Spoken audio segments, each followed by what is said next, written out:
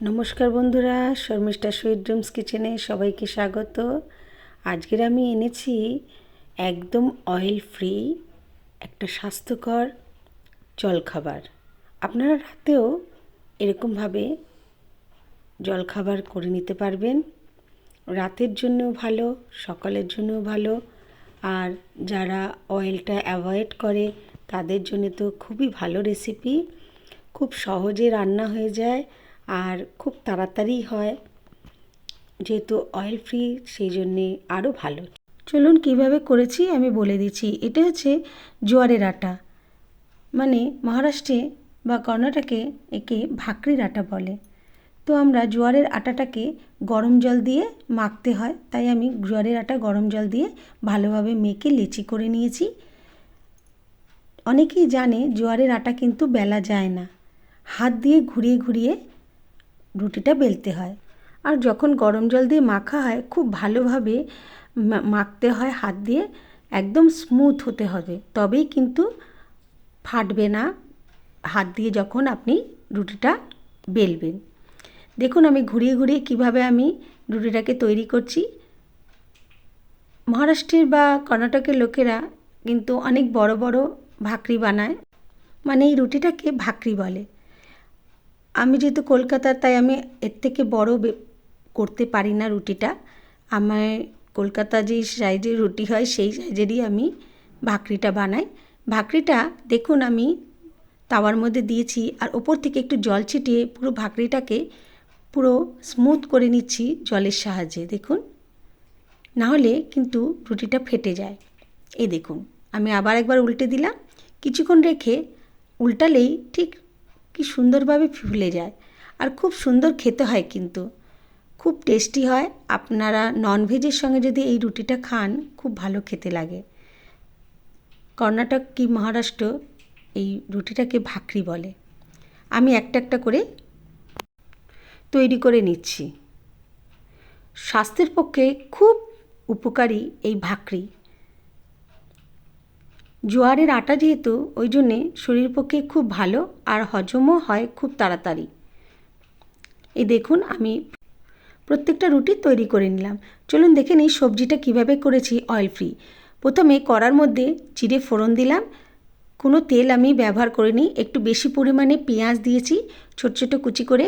এবারে পেঁয়াজটাকে ভালো করে নেড়েছি, দেখুন নরম হওয়ার পরে তারপর আমি টমেটো দিয়ে দিয়েছি। এবারে খুব ভালোভাবে একটু ভেজে নেব। দেখুন এবারে আমি দিয়ে দিলাম আদা বাটা, রসুন বাটা দিয়ে আরেকটু নাড়াচাড়া করে নিলাম। যখন পেঁয়াজ টমেটো নরম হয়ে গেছে সামান্য একটু জল দিয়ে এর মধ্যে আমি গুঁড়ো মশলাগুলো দিয়ে দিলাম। হলুদ গুঁড়ো হাফ চামচ, লঙ্কার গুঁড়ো 1 চামচ দিয়েছি, যেটা কাশ্মীরি লঙ্কার গুঁড়ো দিয়েছি, ধনে গুঁড়ো দিয়েছি হাফ চামচ, আর দিয়েছি গরম মশলা গুঁড়ো হাফ চামচ, আর দিয়েছি স্বাদ মতো নুন। ভালো করে সব সফট যেন হয়ে যায় সেই দিকে খেয়াল রাখবেন। এবারে যখন সব মশলা দিয়ে আর পেঁয়াজ টমেটো ভালো করে কষে যাবে, দেখুন আমার সবজিটা কিভাবে কষে গেছে। এবারে আমি সেদ্ধ করে নিয়েছি আলু, আমি এর মধ্যে দিয়ে দিলাম। আপনারা কাঁচা আলুও ব্যবহার করতে পারেন। আর এর মধ্যে কড়াইশুঁটিটাও হালকা সেদ্ধ করে আমি দিয়ে দিলাম। রান্নাটা খুব তাড়াতাড়িও হয়ে যায়। আপনারা কাঁচা কড়াইশুঁটি, কাঁচা আলু ব্যবহার করতে পারেন। দেখুন ভালো করে নাড়াচাড়া করবেন। কি ভালো দেখতে হয়েছে তাই না? মনেই হচ্ছে না এটা অয়েল ফ্রি। টেস্ট বাড়ানোর জন্য সামান্য একটু চিনি আর একটা ম্যাগি মশলা আমি এর মধ্যে দিয়ে দিলাম। ম্যাগি মশলাটা দিলে খুব সুন্দর টেস্ট আসে। দেখুন আমার কিন্তু তৈরি হয়ে গেছে অয়েল ফ্রি সবজি। আমি আরেকটুখানি গরম জল দিয়ে দিয়েছি, দেখুন, দিয়ে ধনেপাতা ছড়িয়ে দিলাম। মনেই হচ্ছে না এটা বিনা তেলে রান্না। আমি এইবারে অয়েল ফ্রি সবজিটা ঢেলে নিয়েছি একটা বাটিতে, আর তার সঙ্গে ভাকরি তো করেই রেখেছিলাম আগে। দেখুন আমার রান্না রেডি হয়ে গেছে, কোনো তেল আমি কিন্তু ব্যবহার করিনি। আর দেখে মনেও হচ্ছে না বিনা তেলে রান্না। দেখুন কি সুন্দর দেখতে হয়েছে তাই না? আপনারা এরমভাবেই তৈরি করে নেবেন। তার সঙ্গে আমি ভাকরি পরিবেশন করেছি দেখুন, আর অয়েল ফ্রি পটেটো গ্রেভি আমি তৈরি করে ফেলেছি, সেটাই আমি পরিবেশন করছি। এই দেখুন কত নরম হয়েছে রুটিটা, একবার দেখুন। আর খুব ভালো খেতে লাগে, স্বাস্থ্যের পক্ষে খুবই ভালো এই ভাকরি। আর যদি জোয়ারের আটা না অ্যাভেলেবেল থাকে তাহলে আপনারা নর্মাল গমের আটা রুটি করে পরিবেশন করুন। বিনা তেলে রান্না করে দেখবেন, খুব সুস্বাদু লাগে খেতে এই পটেটো গ্রেভিটা। দেখুন আমি ভাকরির সঙ্গে পরিবেশন করেছি, সঙ্গে একটু স্যালাডও করে দিয়েছি।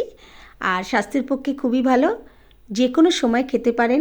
মর্নিংয়ে, ব্রেকফাস্টে, ডিনারে, লাঞ্চে সবসময় খাওয়া যায়। আপনারা একবার করে দেখবেন বন্ধুরা, আর আমাকে অবশ্যই কমেন্ট করে জানাবেন আমার বন্ধুরা কেমন খেলেন। আজকের মতন এইটুকানি। বাংলাদেশ থেকে আমার অনেক বন্ধু আমাকে মেসেজ করে জানায়, তাদের ভালোবাসা দেয় আমাকে, তার জন্য অনেক অনেক ধন্যবাদ। আসবো আরেক দিন, আজ যাই। সবাই সুস্থ থাকবেন, ভালো থাকবেন। নমস্কার।